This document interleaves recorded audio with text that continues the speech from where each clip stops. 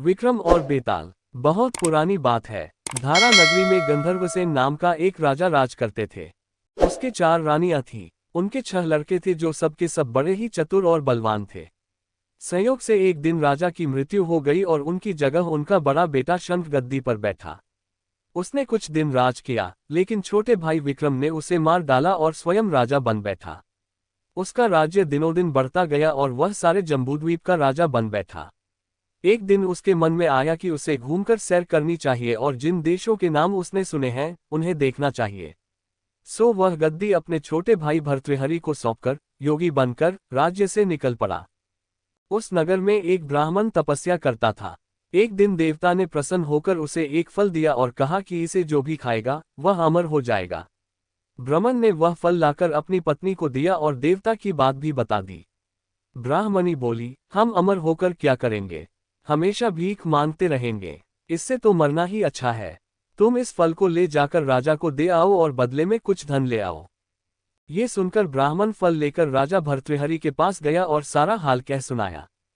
भर्तृहरि ने फल ले लिया और ब्राह्मण को 1 लाख रुपये देकर विदा कर दिया। भर्तृहरि अपनी एक रानी को बहुत चाहता था। उसने महल में जाकर वह फल उसी को दे दिया। रानी की मित्रता शहर कोतवाल से थी। उसने वह फल कोतवाल को दे दिया। कोतवाल एक वेश्या के पास जाया करता था। वह उस फल को उस वेश्या को दे आया। वेश्या ने सोचा कि यह फल तो राजा को खाना चाहिए। वह उसे लेकर राजा भर्तृहरि के पास गई और उसे दे दिया। भर्तृहरि ने उसे बहुत सा धन दिया, लेकिन जब उसने फल को अच्छी तरह से देखा तो पहचान लिया। उसे बड़ी चोट लगी, पर उसने किसी से कुछ कहा नहीं। उसने महल में जाकर रानी से पूछा कि तुमने उस फल का क्या किया। रानी ने कहा, मैंने उसे खा लिया। राजा ने वह फल निकालकर दिखा दिया। रानी घबरा गई और उसने सारी बात सच सच कह दी। भर्तृहरि ने पता लगाया तो उसे पूरी बात ठीक ठीक मालूम हो गई। वह बहुत दुखी हुआ। उसने सोचा, ये दुनिया माया जाल है, इसमें अपना कोई नहीं। वह फल लेकर बाहर आया और उसे धुलवाकर स्वयं खा लिया। फिर राजपाट छोड़ योगी का भेष बना जंगल में तपस्या करने चला गया। भर्तृहरि के जंगल में चले जाने से विक्रम की गद्दी सूनी हो गई। जब राजा इंद्र को ये समाचार मिला तो उन्होंने एक देव को धारा नगरी की रखवाली के लिए भेज दिया। वह रात दिन वहीं रहने लगा। भर्तृहरि के राजपाट छोड़कर वन में चले जाने की बात विक्रम को मालूम हुई तो वह लौटकर अपने देश में आया। आधी रात का समय था। जब वह नगर में घुसने लगा तो देव ने उसे रोका। राजा ने कहा, मैं विक्रम हूँ, यह मेरा राज है, तुम रोकने वाले कौन होते। देव बोला, मुझे राजा इंद्र ने इस नगर की चौकसी के लिए भेजा है। तुम सच्चे राजा विक्रम हो तो आओ, पहले मुझसे लड़ो। एन दोनों में लड़ाई हुई। राजा ने जरा सी देर में देव को पछाड़ दिया।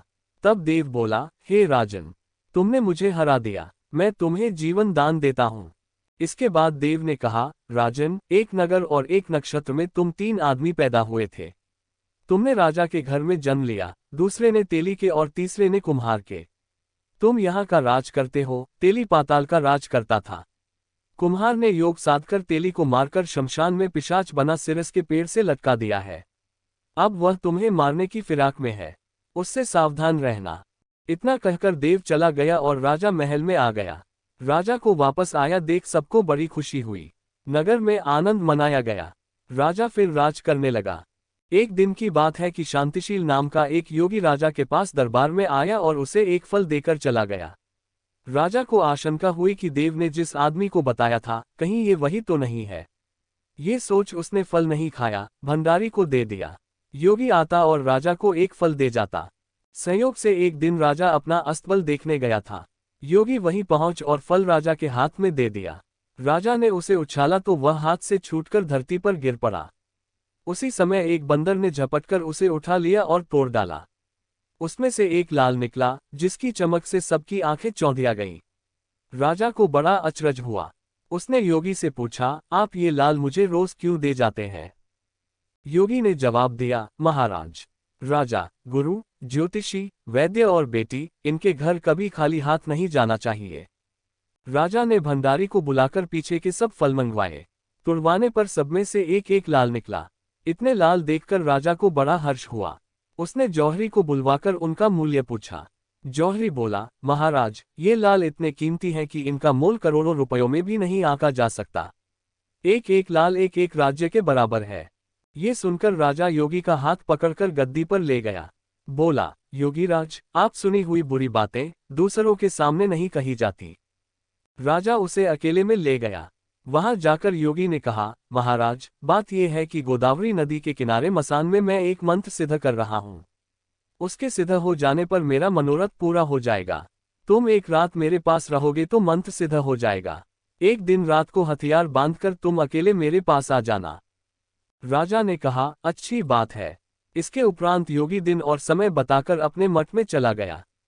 वह दिन आने पर राजा अकेला वहां पहुंचा। योगी ने उसे अपने पास बिठा लिया। थोड़ी देर बैठकर राजा ने पूछा, महाराज, मेरे लिए क्या आज्ञा है? योगी ने कहा, राजन, यहाँ से दक्षिण दिशा में 2 कोस की दूरी पर मसान में एक सिरस के पेड़ पर एक मुर्दा लटका है। उसे मेरे पास ले आओ, तब तक मैं यहाँ पूजा करता हूँ। ये सुनकर राजा वहां से चल दिया। बड़ी भयंकर रात थी। चारों ओर अंधेरा फैला था। पानी बरस रहा था। भूत प्रेत शोर मचा रहे थे। सांप आ आकर पैरों में लिपटते थे। लेकिन राजा हिम्मत से आगे बढ़ता गया। जब वह मसान में पहुंचा तो देखता क्या है कि शेर दहाड़ रहे हैं, हाथी चिंघाड़ रहे हैं, भूत प्रेत आदमियों को मार रहे हैं। राजा बेधड़क चलता गया और सिरस के पेड़ के पास पहुंच गया। पेड़ जड़ से फुनगी तक आग से दहक रहा था। राजा ने सोचा, हो न हो, ये वही योगी है जिसकी बात देव ने बताई थी। पेड़ पर रस्सी से बंधा मुर्दा लटक रहा था। राजा पेड़ पर चढ़ गया और तलवार से रस्सी काट दी। मुर्दा नीचे गिर पड़ा और दहाड़ मार मार कर रोने लगा। राजा ने नीचे आकर पूछा, तू कौन है? राजा का इतना कहना था कि वह मुर्दा खिलखिलकर हंस पड़ा। राजा को बड़ा अचरज हुआ। तभी वह मुर्दा फिर पेड़ पर जा लटका। राजा फिर चढ़कर ऊपर गया और रस्सी काट मुर्दे का बगल में दबा नीचे आया। बोला, बता, तू कौन है? मुर्दा चुप रहा। तब राजा ने उसे एक चादर में बांधा और योगी के पास ले चला। रास्ते में वह मुर्दा बोला, मैं बेताल हूँ। तू कौन है और मुझे कहाँ ले जा रहा है? राजा ने कहा, मेरा नाम विक्रम है। मैं धारा नगरी का राजा हूँ। मैं तुझे योगी के पास ले जा रहा हूँ। बेताल बोला, मैं एक शर्त पर चलूंगा। अगर तू रास्ते में बोलेगा तो मैं लौटकर पेड़ पर जा लटकूंगा। राजा ने उसकी बात मान ली। फिर बेताल बोला, पंडित, चतुर और ज्ञानी, इनके दिन अच्छी अच्छी बातों में बीतते हैं, जबकि मूर्खों के दिन कलह और नींद में। अच्छा होगा कि हमारी राह भली बातों की चर्चा में बीत जाए। मैं तुझे एक कहानी सुनाता हूँ। ले, सुन।